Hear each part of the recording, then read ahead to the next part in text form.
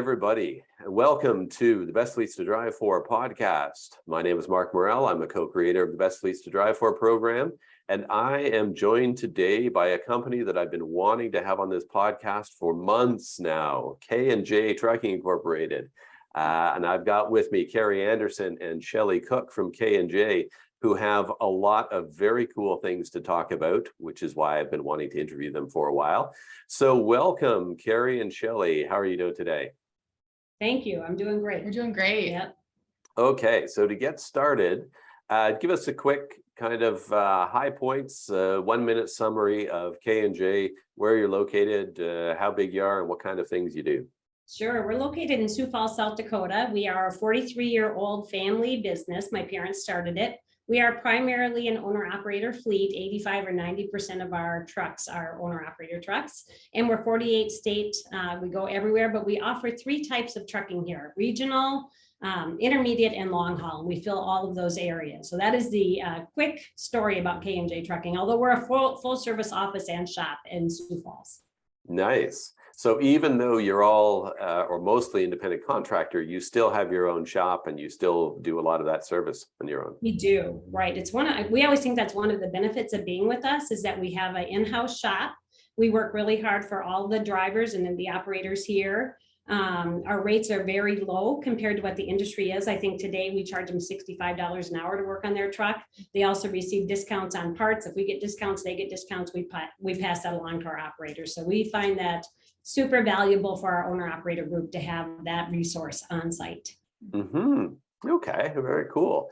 And since we're talking about that, sort of the maintenance side of things, in addition to that maintenance program that you offer, the discounts that is a little bit uncommon, you also have a truck purchase plan, which I very rarely see at all, and certainly not very often at a company your size. So tell me how that came about and how it works.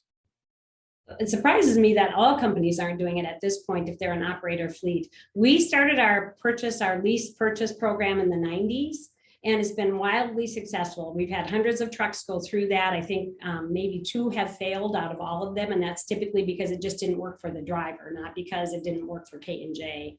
And so somebody that drives for us and has 6 months of satisfactory service with us is eligible to get into our owner-operator program through the lease program. It's 0 down. The payments are reasonable. They're in a used truck somewhere between 180 to 220,000 miles. They run that for 24 to 30 months, and then typically that allows them to get into another truck. Now, depending on what the used market is doing, they can either get into a new one or update into a newer used one. Normally, Mark, by their 3rd truck, I've got them placed with outside financing, and they become fully independent of K&J completely. And so, but we kind of hold their hand through the program. We think it's super successful to have them get to know us before they join the lease program. A lot of companies, you can come in and lease a truck right away, but you don't even know the company, right? And the company doesn't know you. And I think that's why we're so successful, because we take the time to get to know that driver. Now, we do some in-house training of new drivers as well. Those drivers, we require a year of service because there's just too much to learn in that first year to then add on the responsibility of being an independent contractor. So you mentioned something that's kind of interesting. You said by the 3rd truck, they're kind of out on their own. So you see this as a program. It's not really just a lease purchase where they will get a truck and then be gone. They go through multiple vehicles with you, right?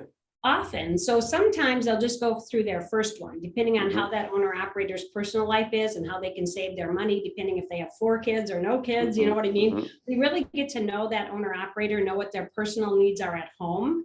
And if they don't have a lot of personal needs, a lot of bills, they're not putting kids through school, they're not buying cars for teenagers, then a lot of times on their 2nd truck, I can take them out and get them financing with a local finance company. And then they're on their own. We also have a large fleet operator with us who could easily finance every truck he wanted, but prefers to go through our lease program. So we offer both. It really depends on the individual, what their comfort level is, and how they like to work. And when we talk about going out on your own, what we're saying there is they're still leased on to K&J working with us, but they're on their own in terms of their financing. They own their truck either outright or through the bank. Right. Gives them that opportunity then to not just write off a lease payment for taxes, but to use depreciation in a different way. Well, that's interesting. And the sort of lease purchase program, there are certainly a variety of opinions on it, and people have sort of talked about it being kind of unfair. There's a lot of complaints about it really being a way for the companies to kind of yoke the driver into their fleet, and they don't make any money and all of that sort of thing. So how do you ensure that you've got the right kind of person coming in and that they're going to have success with it? Well, Carrie's a big part of that in our success because she vets, she does all the hiring here with some help and support, but she is our primary contact and she vets those drivers coming in. And so we don't hire every driver. Absolutely not. We only hire drivers that fit. And maybe Carrie can talk a little bit more about her process on knowing who actually fits with us. Yeah. So for me, a lot of it really looks like trying to get to know the driver in the application process as a person, not just as a potential way to fill a slot for K&J or as potential way for us to make money. It's really about taking our core values and living those out through the application process and through the recruiting process. So for me, I'm genuinely trying to get to know someone, to understand what they need and what they want in a job, and see if we really are a good fit. And if we're not, I'll be the first to say that I don't think we are. Of course, like any company, we want to grow and we want to have more people, but we also don't want to do that at the expense of someone's, happiness and livelihood. If they're coming to me and telling me my wife really wants me home every weekend and I have 8 children, this just happened to me yesterday. So, and I have 8 children, I'm actually going to give them a contact of another company because I know for us, I can't honor that on a frequent enough basis. And where a lot of companies would say, oh, well, we'll give it a good try. K&J doesn't do that. We will tell you very honestly from the front, we know we can't do that. We will try to do this. Is that okay? And so I think a lot of it's just honesty, just radical and complete honesty, and really looking at the people that are coming in as people, as full people. Sorry, I'm still stuck on the 8 children. I'm exhausted with my 2. I know. That's what I thought too, but he found a great career to support a family. Yeah, well, radical honesty. That's a really that's a good approach. So have you found that there are particular sort of things that make somebody more likely to be successful? Obviously, you're talking about needing a lot of home time or things like that are going to be red flags, but are there particular things that you look for that say this person is likely to be really successful here? Yeah, I think that there's some personality traits that can kind of lead me to believe a person is maybe going to be more of a fit for us. It would just be, their willingness to accept changes. We work in refrigerated trucking, and so there's a lot of changes that come up. There's a lot of waiting. So a person who has a sense of the greater picture, the bigger picture versus someone who's going to be impatient at sitting and waiting for 2 hours, knowing that they're going to get paid, or for 3 hours, knowing that they're going to get paid, but they can't see that bigger picture. Instead, they're bothered by that wait. And so I kind of have to try to get to the bottom of that. So that's one piece I look at. When it comes to success for our owner operator program, I'm really looking for people that see trucking as a lifestyle and as a career, because trucking really is not a job. It's not. It is a career and a lifestyle, and it's something your whole family has to accept. And so what is very different about our application process is that we're really trying to decipher what their entire family is like wanting to be looking like in the next few years, because if it's not a single person we're talking to, what their significant other wants to do, that also makes a difference. We want to make sure we're supporting that, and that we're not placing them into a situation where, they're in debt, and they can't support their family. So there's a lot of kind of personality traits and things like that that go into it. We get to know our drivers very well. Yeah. That's the best thing to say. And from my point of view, if you're going to be a successful owner operator, there's really no secret. You just have to work. It really amounts to that. If you're running 2,500 miles to 3,000 miles a week at K&J, you're going to do well, bottom line. So it ends up being more about the personality type, and do they have sort of the right base elements in how they approach work, rather than they've got 5 years experience or 10 years experience driving or anything like that. Those are sort of maybe nice to have, but not as critical to success. Correct. Yeah, we are all Interesting. about the fit, right? It's Mhm. got to fit. Whether Mhm. we're hiring a driver, a mechanic, a dispatcher, it really doesn't matter. If you don't fit the culture, you don't fit the core values, you probably won't work out here. So, Mm. Okay. Well, on the subject of hiring, one of the other things that stood out for me about your organization is how much you do on the onboarding for drivers, for your contractors. A lot of fleets will bring on contractors and they kind of go through a few basics and then that's it. You're sort of on your own. But you've got a pretty extensive program for people after. Well, you do a bit of an onboarding orientation, but then you've got a fairly extensive program checking in and making sure that they ramp up successfully. So tell me, or tell the audience a little bit more about how you're doing that, what prompted it and how you make it work. Yeah, I think it all starts with communication, honestly, during the initial onboard or initial discussion process. Really myself and then anybody that's working with me, our goal is always to make sure that we're communicating well and that we are following through so that trust develops from day one. The next part is bringing them in, having them with us for about a 2-day period usually, where we look at their truck. If they're bringing a truck on, if they're, which most of our owner operators, of course, would be bringing a truck on, looking at their truck, seeing if there's any mechanical things that need to be addressed. And then the big thing for us is, just like if you were starting a new job, what would you want in a new job? Well, you'd want to know who your coworkers are. So we go through and we have you not just, I don't just teach them about every part of K&J. Actually, we have people come in from each department that talk to them about how their department works with owner operators, so that the owner operator knows exactly who to talk to when they have a licensing question, instead of thinking that the world revolves around me for some reason, and so that's a lot of it, I think but I think a lot of that's really been shaped by kind of the way that you view things. yeah. And so I don't know if you want to kind of go more into that support process. Yeah. So we're big on mentoring and checking in and talking. And so I usually always call the owner operators a week, 2 weeks, 3 weeks. In fact, I had one who said to me, "Why do you keep calling me?" And I said, well, because I just want to make sure everything's okay. So I'm really interested in honest feedback. And if we failed in some area, we can fix it, right? But if we don't know about it, we can't fix it. And so we're going to make mistakes. We're going to forget things, but having that constant communication with them. Part of my job, I always say, is spending about 20 hours a week with the driver and owner operator base here. And that's where I get almost all of my information on how things are going. And I'm able to share that with them.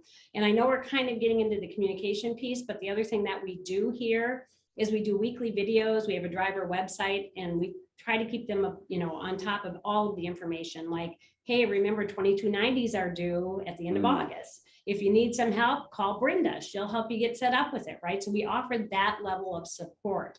We don't necessarily want to do it for them, but we're certainly happy to set them up and show them how to do that and do that initial training. And then, of course, there's always a handful we just do every year because we always do, and that's how we do things here, right? But we do that in every department. And so I think just that everybody here, Mark, is aware of how important the driver and operator is. And so everybody understands that their job is to make them successful. So we're always striving for that constantly.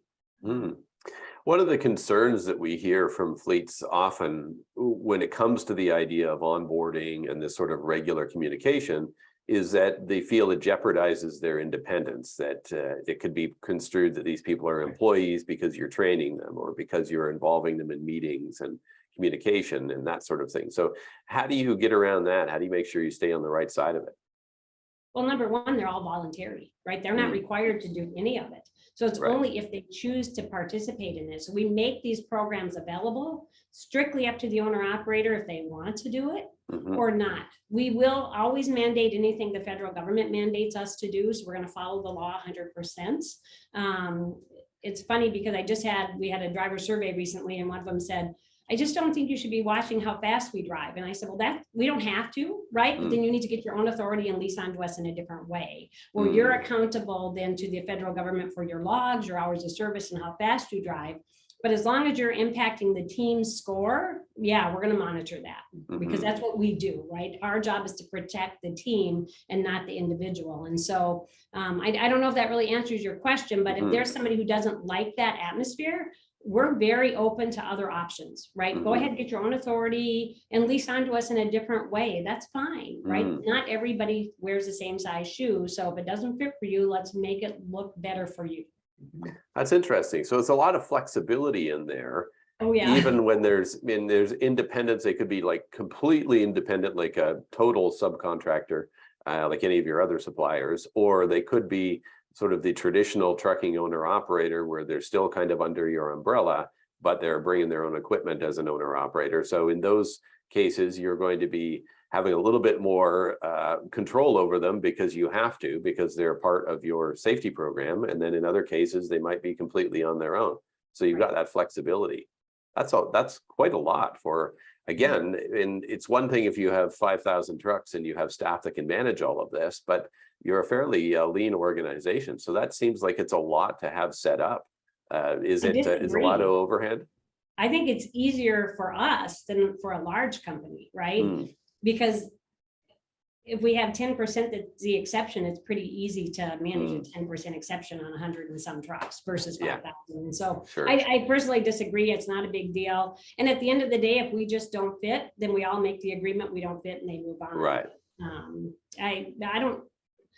I think we have to be flexible. I think just in general, whether you're a small company or a large company, I think you have to be flexible. Okay. Now, a big piece too is Shelly's really done a great job of hiring people on staff who are pretty well-rounded. So I think that we have a lot of people here who can do a lot of different things and fill a lot of different hats. And I think that that's a huge part of what has allowed us to be successful. And I mean, that's God. That's, absolutely God bringing the right people to us 100%. Yeah, so you talked about communication and you mentioned checking in with drivers quite a bit when they start, whether they're company drivers or contractors or in your purchase program. But you also mentioned, I'm sort of looking at the notes that you provided during our interview before, and you talk about a lot of people that are doing that kind of contact. You talk about driver care teams and recruiters and all of these people. So what does the driver care team do? What would that group be responsible for? Sure. So they're going to kind of watch over and guide the drivers, the new drivers and operators for the first 30 to 60 days in most cases. And so that driver care team is going to make sure that each department has kind of followed up with that driver and that they understand, like, if it's a dispatch, the dispatch has a list of concerns that they go through. Is our dispatch clear, right? Do you know how to work the ELD device that gets the dispatch back and forth? If it's healthcare, did you get signed up for healthcare or other benefits? If it's paperwork, did you know how to scan your paperwork properly? So they're not actually going to do the work, but they're going to make sure each department is doing the work. They also put out a little list of drivers to watch where they might have a concern. So if somebody comes to us with a concern, we all kind of know about it.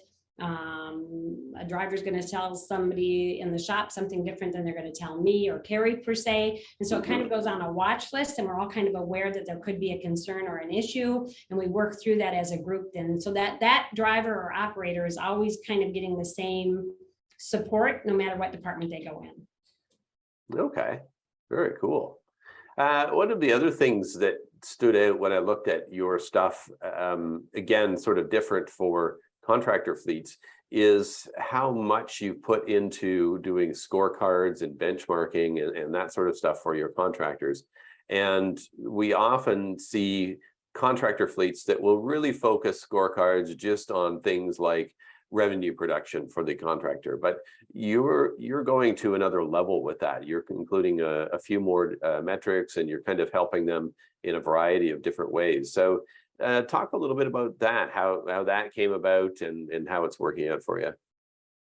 Really, it's a product of our safety department. Jennifer is our safety director, and she continually refines the metrics that we use.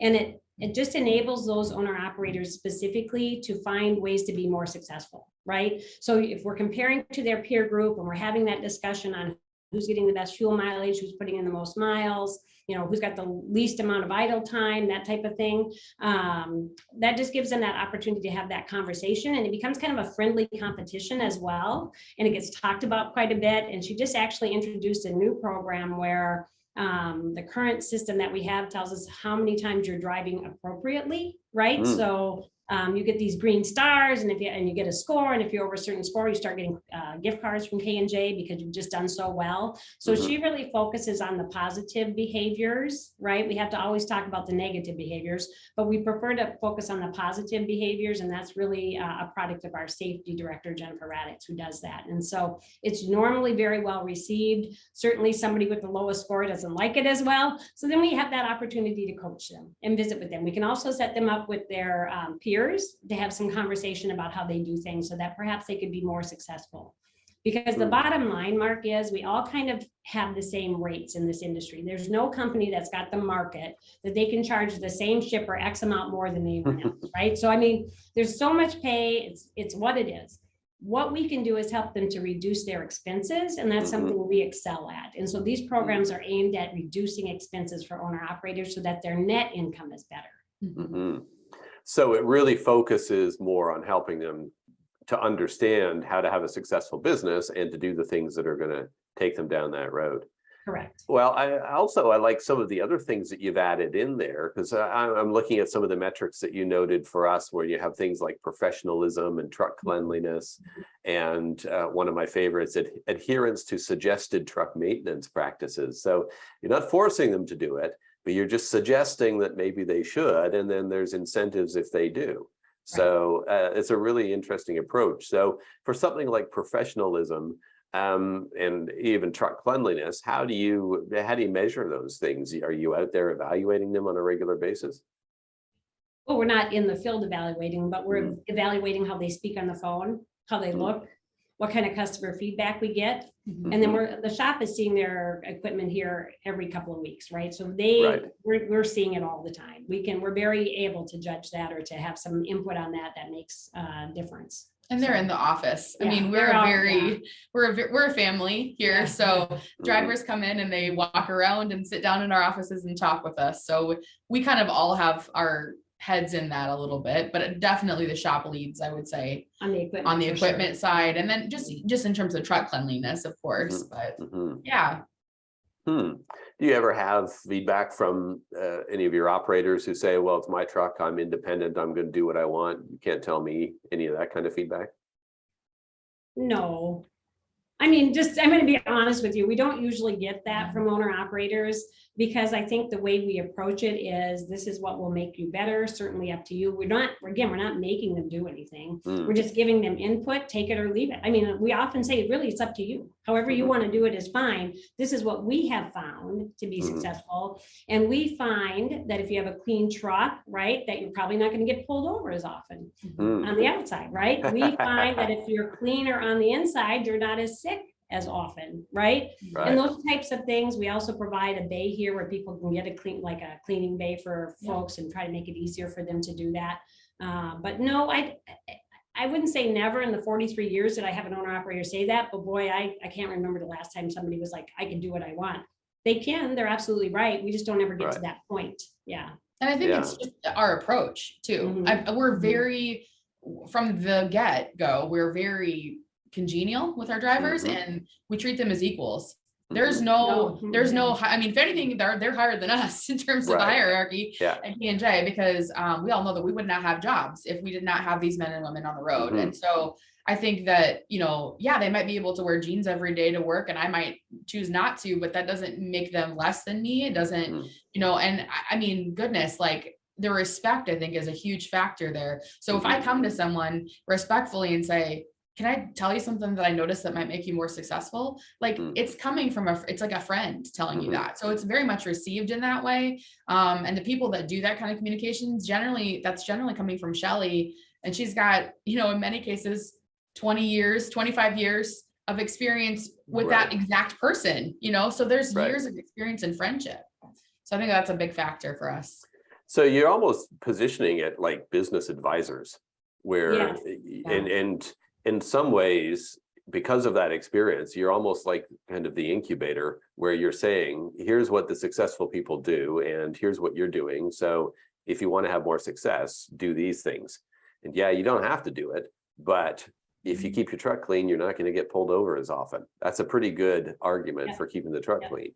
And if you keep the interior clean, you're not going to get sick as often. That's a pretty good argument for keeping the interior clean. Sure. Yeah, no, it's a really good way of positioning it. And then on top of that, I see you balance it out with a lot of different kind of recognition things that you're doing to kind of regularly incent them for all the positive behavior, your on-time club, your Facebook stuff where you're posting things. So you've got a lot of that positive side of it as well. So do you find that really helps get your drivers sort of in the right mood and doing the right things as well when they see all that recognition? I think there's an absolute culture here that every driver and operator embraces, which is we do the right thing, right? Mm-hmm. And so, yes, we're people, we're going to make a bad choice once in a while, but it's not the end of the world. We don't tell everybody about it. But I think, I don't know if it's the positive feedback. I feel like, we're not doing this to like get drivers here, right? We're doing this because we care about our drivers. It's just a different community of people. It's a different atmosphere. Holistically, we just care about people. And so what motivates us to do that is that we want to see them succeed, right? And we understand the value of a truck driver in the United States, especially when our folks retire after 40 years. I'd say to them, you're just like a service person, right? You could have been off to war, but instead you stayed here and fed the country. I mean, I don't know that the world totally understands how important and vital truck drivers are. And I'm sure you hear this all the time. But my whole point is these people have given up and sacrificed for this country. Yes, they made money at it, but you also get paid when you're in the service, right? So my whole point is they're no different in that respect. They've missed Christmases, they've missed birthdays. And so I think that general understanding and having the whole team understand the value of what these folks do just leads you to want to give them good praise, right? And do positive things because you're so appreciative of the work that they've done all these years. So I think that really fits the culture more than anything. Right. And who they are. I mean, we see these people as, the husbands and wives and dads. And I had one of the drivers say to me one time, well, I hope that, this isn't inappropriate to ask you, but would it be okay if I kind of considered you like another daughter? And I almost started crying because I was like, yes, of course. I mean, that's how we are here. We want to be like that. And these people are amazing individuals. And I feel like we are privileged to get to share our lives with them and to share their stories and hopefully to tell more people about how amazing this industry is. And I think that we do that by helping to make them successful. That's our way of making this thing happen is by creating, almost like you said, this incubator that kind of helps people to become successful, to raise wonderful families, to leave a legacy. I think that's what ultimately what we're trying to do. Yeah. Nice. Yeah. Okay. And I noticed that also kind of rolls over into the way you manage the dispatchers or fleet management side of things as well. So, and this is something that we started asking about a few years ago and has yielded some really interesting feedback. Like, how do you evaluate your dispatchers, and do you include any driver or contractor related metrics in that? And your response was one of the top scoring responses. You got sort of as many points as there were available. And part of a reason for that is that it wasn't just about revenue. So you weren't just measuring your dispatch group or your fleet management group. You weren't just measuring them on, are you cranking out the miles and generating the revenue? It's also general fleet performance and things like that. But the thing that I thought was really interesting that I wanted to ask about is you had a metric in there that is dispatcher related errors for late deliveries. And that was one of the things that you measured. I don't think I have seen anybody else that considers that, because usually it's focused on, is the driver calling off unavailable, or are they showing up late, or any of that other stuff. There's not that much where it's coming back to the dispatcher and saying, well, did you actually tell them to go to the right place or give them the right details? So yeah, tell me a little bit about what prompted you to start measuring that and how you do that. We've been measuring that for a long time because we are all just people here and we all just make mistakes, right? And so if a dispatcher gives a driver or an operator a load and they don't have the hours to make it, that quickly becomes a dispatcher error. And we sometimes are forced into that, right? It just might happen that way. Or again, they didn't send the right information or they put the wrong appointment time down. I wouldn't say we celebrate errors because we don't, but we recognize them and we move on from them, right? And so we understand that we have to judge ourselves like we judge everyone else. And so just being aware of that, making sure we're all on the same page. And I think when a dispatcher says, yep, that was my fault, when a driver or an operator makes a mistake, they can relate a little bit better. Once they have that recognition, you know what I mean? Like, oh, hey, man, I just did that last week to you. I understand. Mm-hmm. So it just gives you that different point of view. We also really measure how they work with the drivers. So again, in my 20 hours of walking around and talking to drivers every single week, I hear who are the like dispatchers, who are the not like dispatchers. I hear why. And so then we can go to them individually, right? And we can work on them and coach the dispatch to be in a different position. Not always, right? Sometimes we have to coach the driver. It's not the dispatcher, it's the driver. Mm-hmm. So anytime you have two personalities, it's never 100% one side or the other. But as most truck lines, a dispatch kind of is, we always joke about this. They're the heartbeat of the organization. I always tell them the admin is the brains. So it might be the heartbeat, but there's brains too, right? So yeah. It becomes kind of a fun thing here. And so, yeah, we definitely judge the dispatch the same way. And also accounting, right? The same thing.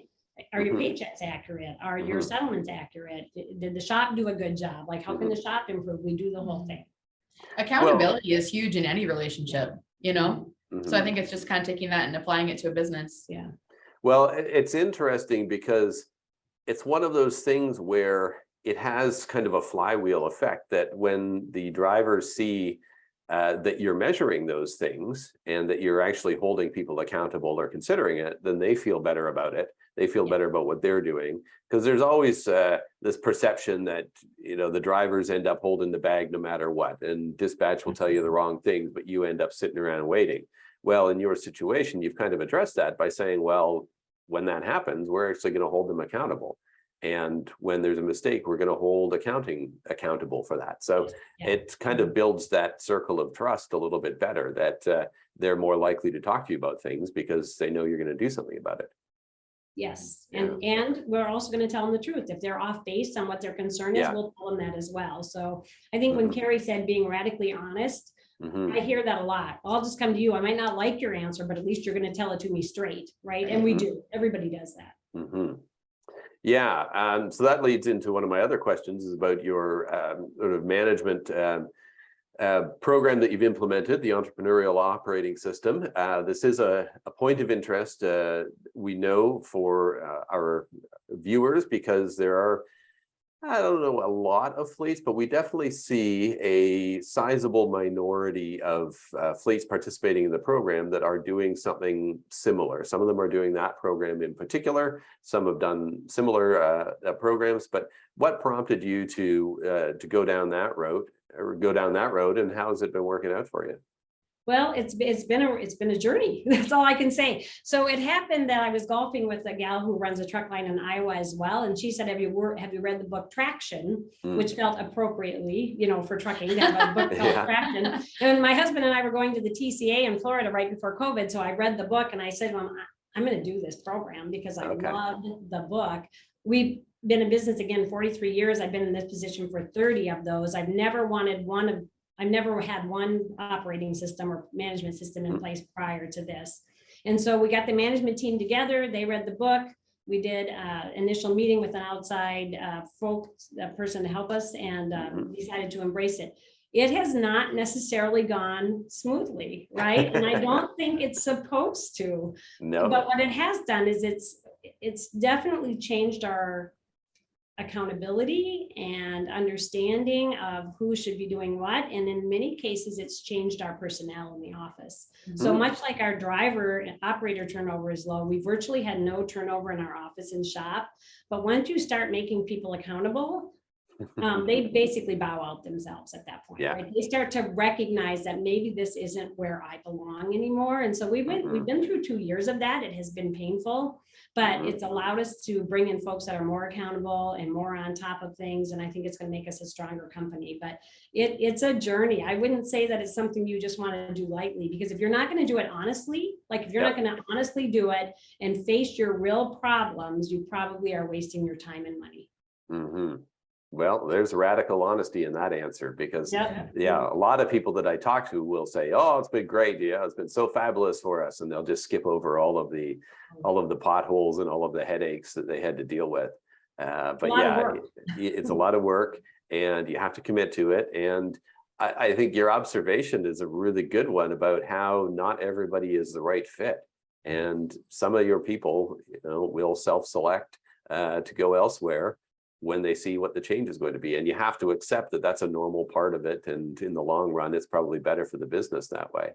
Correct. So, And for them, so, that's And for another them, that's right. another Absolutely. huge part of Yeah. who we are and how we use this Yeah. system Mhm. is that Mhm. we're very relational still within that. And Mhm. so for us, it's a conversation of, Mhm. if Mhm. this isn't the right fit for you, that's okay. We can still okay. Be respect friends. each Yeah. other and Yeah. be friends, Yeah. So Yeah. And sometimes better friends when you're working Yes. elsewhere. Yes, Yes. yes, yeah. So is it something that you're continuing with, or do you have We plans to are. expand it?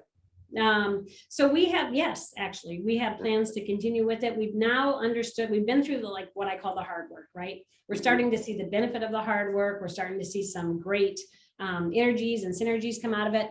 But what we're also starting to see is a little bit of burnout. And so Mhm. we're starting to change it. We're starting to absolutely change it. And the one thing I've never liked about that particular program is they talk about a leadership team. And for 30 years, I've been telling my coworkers, everybody here is a leader. You're a leader in your home, you're a leader in your community, you're a leader at work. And so when you have a leadership team of 4 or 5 individuals, it feels very much like us versus them. And so that's starting to dissolve, and we're starting to kind of own the program and make it a K&J program that's still very beneficial. And we're moving forward with that and making those changes now that we've done it the way they told us to by the book. Now we're starting to make it ours. Okay. Yeah. Very good. You start Yeah. to go through the basics, follow the rules, and then find where you need to change those to fit how you do things. Yeah. Okay. Well, the last thing that I want to ask about, getting into the lighter side of things, the work-life balance, your wellness program, which the fact that you have a wellness program at a contractor fleet is also a rarity. And it's and the fact that there's actually a program there, and it isn't just I put fruit out one day and that's our wellness program, or less terrible food in the vending machines. But you actually have a real program that you've built with an outside company. So talk a little bit about that and how you're getting your contractors to participate. Yeah. Yep. I'm going to let Carrie take over the new one we just launched, but we've had a program here for 30 years and worked with the local hospital and had health coaches and bikes and blah, blah, blah. But I'll have her tell you what we just recently relaunched. Yeah, we have the ability to work with a company who has created an app for drivers' phones that allows them to do exercises right from their truck. And I should actually extrapolate this out. This year, what we've done is we've actually widened the program to include our staff as well. And so we can all do it. We can all benefit from it. But they're able to do the exercises right from their truck. The gentleman that kind of created this program is a physical therapist. So he's very in tune with physical issues that might come up in trucking, reuse issues with a shoulder or, an old football injury that we always hear about. Right. And so he's great at customizing it for whoever needs customization. We've had one individual who's having some certain shoulder issues. And so he customized some exercises just for her so that she wasn't overusing that shoulder.